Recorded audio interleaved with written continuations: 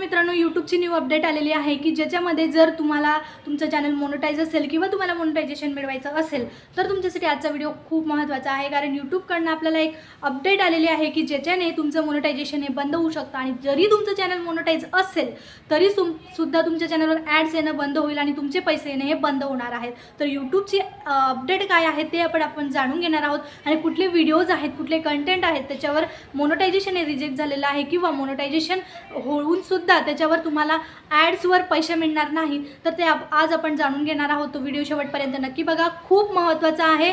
कारण तुमच्या चॅनलवर जर शॉकिंग कंटेंट असेल तर मी तुम्हाला ते डिटेलमध्ये सांगते की शॉकिंग जर नवीन असाल तर चॅनलला सबस्क्राईब करा आणि व्हिडिओला लाईक करायला विसरू नका. आता सांगणार आहे की अपडेट नेमकी काय आहे. ठीक आहे, तर यूट्यूबने सर्वात आधी आपण अपडेट काय आहे ते समजून घेऊयात. यूट्यूबने ॲडव्हर्टाईज फ्रेंडली गाईडलाईन्समध्ये बदल केलेला आहे की बघा, ॲडव्हर्टायझर म्हणजे जे लोक यूट्यूबवर ॲड्स देतात, ज्या कंपन्या तुम्हाला ॲड्स देत असतात तुमच्या व्हिडिओवर, ज्याच्या थ्रू आपल्याला पैसे मिळत असतात, तर त्या कंपन्यांना त्यांच्या ॲड सेफ कंटेंटवर दिसाव्यात असं वाटतं. तेच लावतात ज्या कंपन्या, त्यांना असं वाटतं की सेफ कंटेंटवर आपल्या या कंपनीच्या ॲड्स या लागल्या पाहिजेत. म्हणून यूट्यूबने कंटेंट कॅटेगरीमध्ये मोनेटायझेशन लिमिट ठेवलेली आहे. तर या गोष्टी तुम्हाला समजायच्या आहेत. यामध्ये आता शॉकिंग कंटेंटवर लक्ष दिलं जाणार आहे. तर ते काय आहे, शॉकिंग कंटेंट म्हणजे नेमकं काय ते मी तुम्हाला सांगणार आहे. तर बघा, शॉकिंग कंटेंट म्हणजे आता बऱ्याच क्रिएटरला प्रश्न पडतो की शॉकिंग कंटेंट म्हणजे नेमकं काय, कुठल्या गोष्टी आहेत. तर यूट्यूबच्या नियमानुसार शॉकिंग कंटेंट म्हणजे असे व्हिडिओ जे लोकांना धक्का देतात, शॉक देतात. शॉकिंग म्हणजे शॉक बसतो लोकांना किंवा घाबरवतात किंवा त्यांना त्रासदायक जे व्हिडिओ असतील त्यांच्यावर जे आहे ते यूट्यूबने मोनेटायझेशन रिजेक्ट तर नाही म्हणता येणार, पण ॲड्स बंद झालेले आहेत. आणि ॲड्स जर बंद झाले तर तुम्हाला एकही पैसा मिळणार नाही जरी तुमचं मोनेटायझेशन झालेलं असेल तरी. तर आता मी एक्झाम्पल देते. कुठले कुठले जे व्हिडिओज आहेत, कुठले कुठले चॅनल आहेत ज्याच्यावर जे ॲड्स आहेत किंवा कंटेंट आहेत, जे कंटेंट आहेत त्याच्यावर यूट्यूबने असं हे अपडेट दिलेली आहे. तर मी ते तुम्हाला एक्झाम्पल सांगते. ॲक्सिडेंट फुटेज म्हणजे ॲक्सिडेंट जे फुटेज असतात, ब्लड वगैरे जिथं दिसतं तर त्या गोष्टी व्हिडिओमध्ये असतील तर त्याच्यावर ॲड्स बंद होतील. ठीक आहे.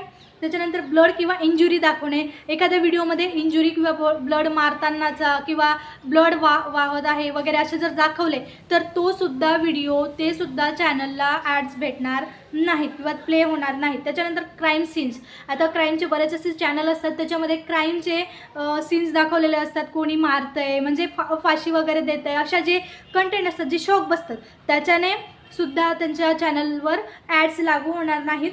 त्याच्यानंतर आहे डेड बॉडी फुटेज. आता काही जे क्राईमचे जे चॅनल असतात त्याच्यामध्ये डेड बॉडीचे फुटेज वगैरे दाखवत असतात तर ते सुद्धा चॅनल आहेत, त्यांना ॲड्स लागणार नाहीत.